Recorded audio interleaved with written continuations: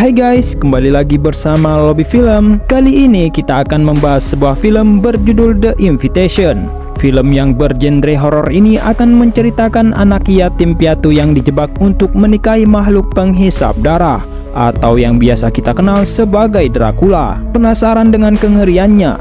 Tonton saja video ini sampai selesai. Tapi sebelum itu, kami ingatkan jika seluruh konten ini berisi spoiler. Dan jika kamu tak ingin ketinggalan video menarik lainnya, silahkan di subscribe dulu aja channel Lobby Film.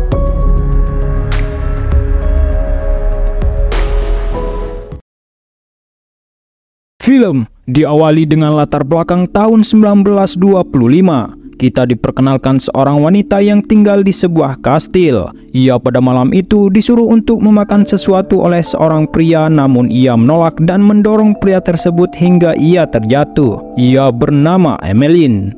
Ia kemudian berlari dan menjauhi pria itu dengan melewati lorong lalu mengambil sebuah patung dan senar kemudian mengikat lehernya hingga ia pun bunuh diri dengan meloncat di bangunan itu.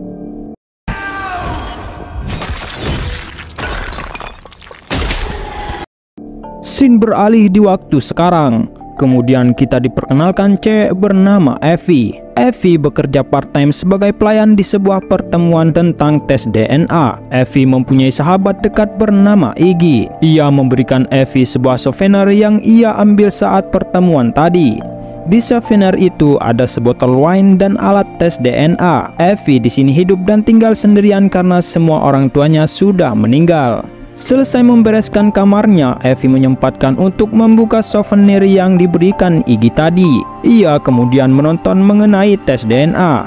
Dari penjelasan video itu, kita akan bisa bertemu dengan mengetahui kerabat terdekat kita. Evie di sini tertarik untuk mengikuti event tes DNA ini. Di pagi harinya, ia kemudian mengirim sampel DNA-nya melalui agen pengiriman di kota itu. Selang beberapa hari, ia kemudian mendapatkan email dari orang yang mengaku sebagai sepupunya bernama Oliver Alexander. Diketahui dari email itu ada silsilah keluarga Evie. Saat ini Oliver sedang tinggal di Inggris dan akan berencana datang ke Amerika untuk menemui Evie sepupunya. Iggy saat itu sempat melarangnya karena ragu akan status Oliver sebagai sepupu Evie. Dan menurutnya kecil kemungkinan Evie dan Oliver ada ikatan keluarga, karena Evie ras kulit hitam sedangkan Oliver ras kulit putih. Akan tetapi Evie yang penasaran tetap akan menemui Oliver. Hi, please have a seat. You can just call me Evie.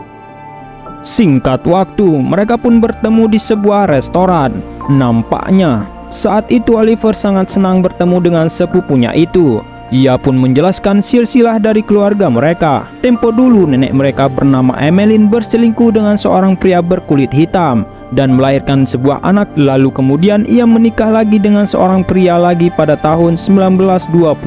Tapi alasan yang tidak diketahui, Emmeline tidak bahagia dengan pria itu dan memutuskan untuk bunuh diri. Melalui tes DNA itu, akhirnya keluarga besar mereka mengetahui bahwa bayi Emmeline dengan pria berkulit hitam itu mempunyai silsilah keluarga lagi, yaitu Evie. Oliver pun mengundang Evie untuk datang ke pernikahan sepupu mereka bernama Martin. Oliver meminta Evie untuk datang ke Inggris ke pernikahan sepupu mereka itu. Tapi di sini Evie tak bisa datang ke pernikahan itu karena tak punya biaya untuk terbang ke Inggris. Namun di sini keluarga besar mereka akan menanggung semua biaya keberangkatan Evie.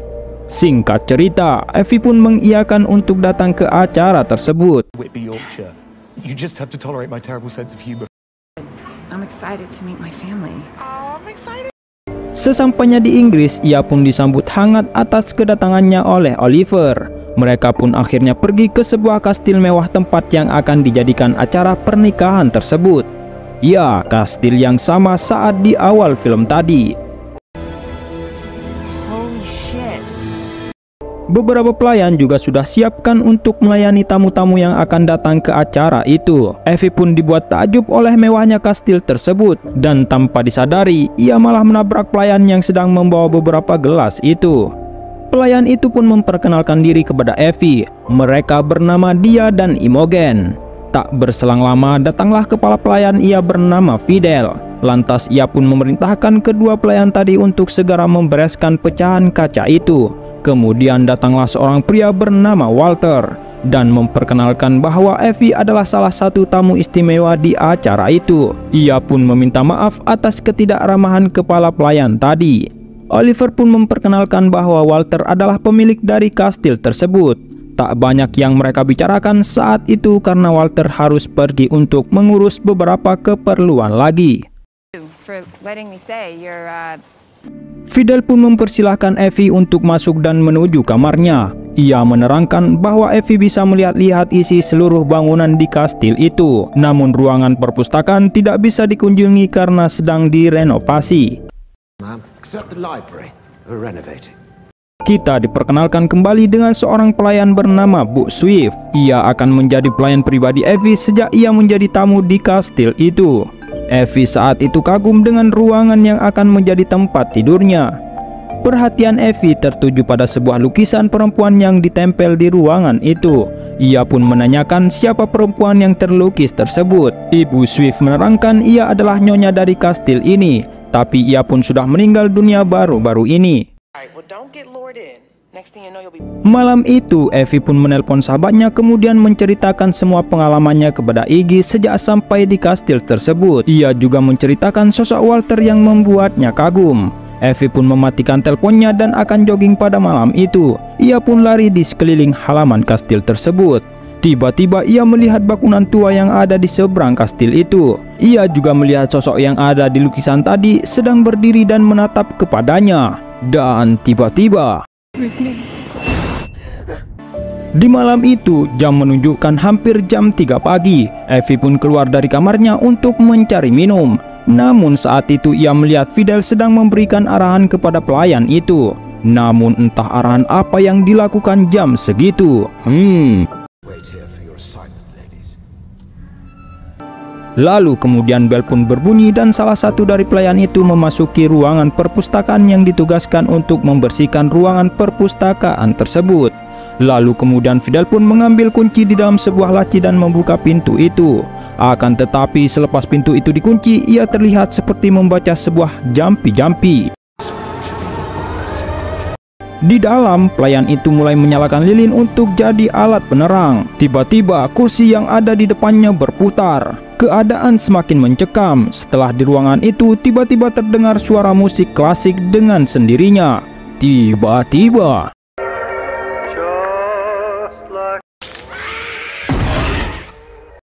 beberapa waktu kemudian, lagi-lagi Pak Fidel memerintahkan dua pelayan lain untuk mencari sebuah wine di ruangan bawah tanah di kastil itu. Setelah menutup pintu itu, ia kembali mengucapkan jampi-jampi kembali.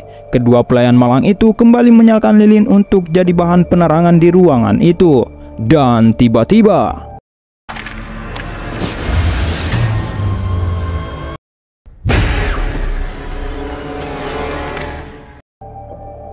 Evie saat masuk ke kamarnya tiba-tiba mendapatkan hadiah dari Walter berupa gaun berwarna kuning tua. Hadiah itu diperuntukkan kepada Evie untuk dipakai saat acara nanti malam dimulai.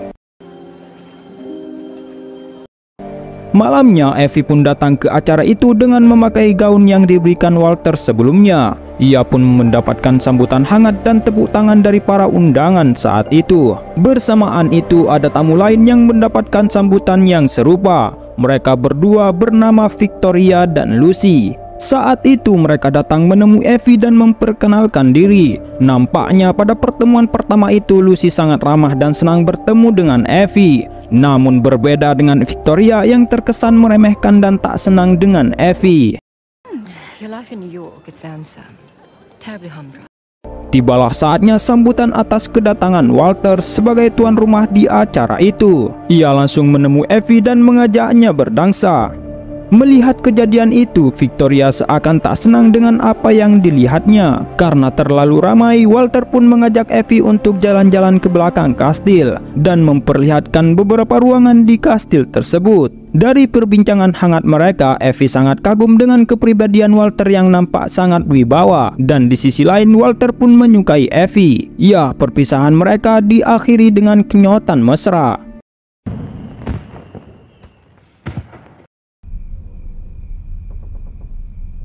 Saat tertidur, Evie terbangun karena nampak ada suara di atap kamarnya. Dan tiba-tiba ada semacam makhluk yang merangkak di atas kamar tersebut. Ia pun terkaget dan spontan bersembunyi di bawah kolong kamar itu. Tiba-tiba ada seseorang yang menarik kakinya yang ternyata itu adalah Walter. Tak tenang dengan kejadian barusan, ia meminta Walter untuk menemaninya tidur malam itu. Terlihat pelayan pribadi Evie datang dan membantu membereskan pecahan kaca yang pecah saat Evie kaget tadi. Rupanya ia tak sengaja melihat benda runcing berbentuk pisau yang dibawa pelayan itu, dan seakan ingin memberikan informasi kepada Evie. Namun saat itu Walter datang.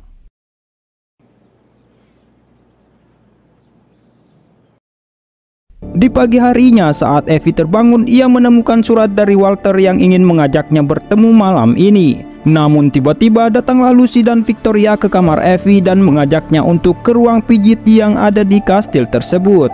Victoria sendiri memilih untuk berenang dan berendam, sementara Lucy dan Evie memotong kuku dengan dibantu dua pelayan tersebut. Evie pun mengungkapkan kepada Lucy bahwa ia cukup senang karena malam ini akan melihat pengantinnya.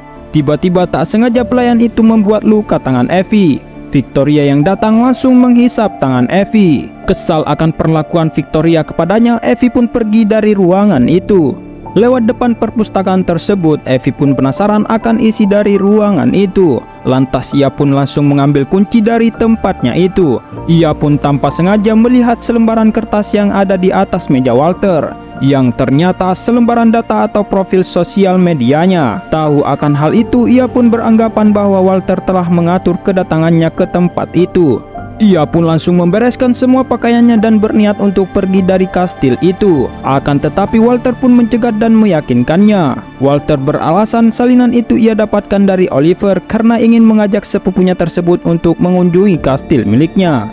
Singkat waktu, Evie pun mempercayai semua omongan Walter hingga akhirnya mereka menghabiskan waktu bersama. What? Di malam harinya, semua tamu pada waktu itu akan makan malam dan Evie pun datang dengan menggunakan dress warna merah hati dari pemberian Walter. Sebelum memulai makan malamnya, Walter pun mengumumkan bahwa sebenarnya pengantinnya adalah dirinya dengan Evie. Sontak perkataan Walter membuat Evie kaget pada waktu itu. Dan fakta lainnya, Victoria dan Lucy adalah istri pertama dan kedua Walter. Jadi para tamu undangan ada 3 silsilah keluarga yang berbeda untuk menyatukan keluarga itu. Maka Walter pun menikahi setiap satu perempuan dari masing-masing keluarga. Untuk mewakili keluarganya Oliver, ia pun menyerahkan Evie untuk nantinya akan dinikahi Walter. Seketika itu, Evie mengingat lukisan yang ada di kamarnya, yang ternyata ia adalah nenek moyang dari keluarga Evie, yang di awal film tadi bunuh diri. Seketika, satu pelayan digorok dan dijadikan persembahan pada malam itu. Darahnya diambil dan disajikan ke setiap tamu yang datang pada malam itu. Evie yang berusaha pergi dan kabur dari tempat tak bisa karena dihalangi oleh penjaga. Nampak semua tamu yang datang bergembira dan meminum minuman yang disajikan dari darah yang diambil dari pelayan tadi. Evie pun kemudian diserahkan kepada Walter dan menyuruhnya untuk dibawa ke ruangan bawah tanah.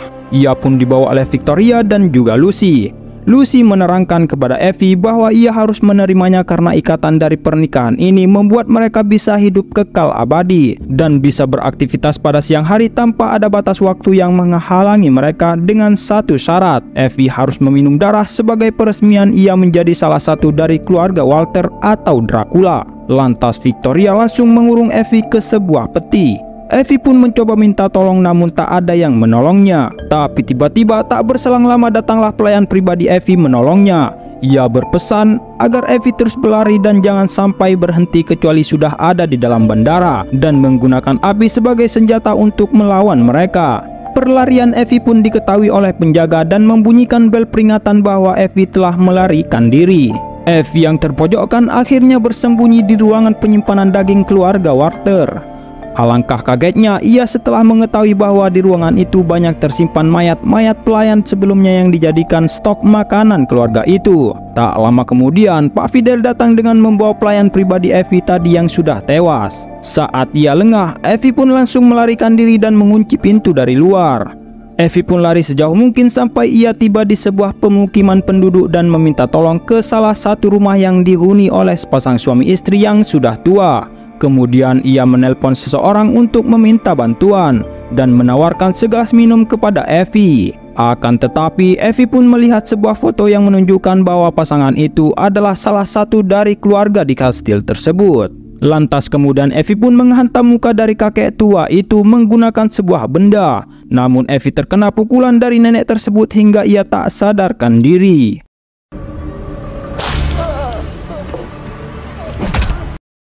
Setelah sadar, ia sudah ada di kastil itu lagi dengan seorang pelayan yang sudah siap untuk dijadikan persembahan bersama Walter di depannya. Walter menerangkan bahwa mereka adalah keluarga Dracula yang hidup abadi tanpa sakit dan hidup penuh dengan harta dan kemewahan. Power, great strength, life eternal. Singkat waktu, Effie pun berjalan di sebuah ruangan pernikahan yang dihadiri oleh keluarga Dracula itu. Saat ritual pernikahan itu dilakukan, Walter pun melukai tangannya dan memberikan darahnya kepada Effie. Akibat darah Walter yang dihisap oleh Effie, Walter pun tampak lemah dan seketika itu pun Effie berubah menjadi Dracula yang mempunyai kekuatan sama seperti Dracula lainnya. Effie pun berjalan ke arah lilin dan membakar isi dari ruangan itu. Para undangan yang panik akhirnya melarikan diri dari ruangan itu. Effie pun sekarang menyerang Walter di sana. Sekarang Walter berubah ke wujud aslinya yang lama-kelamaan berubah menjadi nampak seperti orang yang sudah tua. Effie pun melepaskan pelayan yang akan jadi persembahan di acara itu dan berlari berdua bersamanya. Akan tetapi Victoria berhasil menangkapnya dan mereka pun bertarung saat itu. Effie yang saat itu sudah mulai terpojokkan tanpa diduga Lucy menyerang Victoria. Lucy meminta untuk menyudahi semua ini. Sampai pada akhirnya sebuah tombak menembus tubuh mereka berdua lalu menjadi abu. Tak berselang lama Fidel pun datang juga dan bertarung dengan Effie sampai pada akhirnya Pak Fidel terbunuh di tangan Effie. Untuk mengakhiri semuanya, Effie membakar semua isi dari bangunan kastil tersebut. Namun itu semua belum berakhir karena tiba-tiba Walter datang dan mencekik Effie. Akan tetapi melalui kawat yang sudah dipegang Effie, ia pun mengaitkan ke tangan Walter hingga tangannya terputus. Dan Effie pun memandangnya ke kobaran api itu.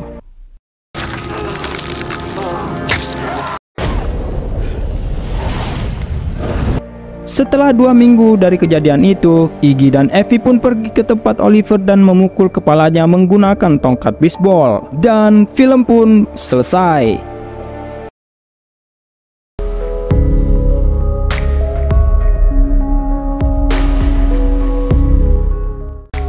Buat rekan-rekan yang sudah menonton film ini, semoga mengerti dengan pembahasan film kali ini. Dan saya ucapkan terima kasih karena sudah menonton alur filmnya sampai selesai. Dan sampai jumpa di video selanjutnya. Bye-bye.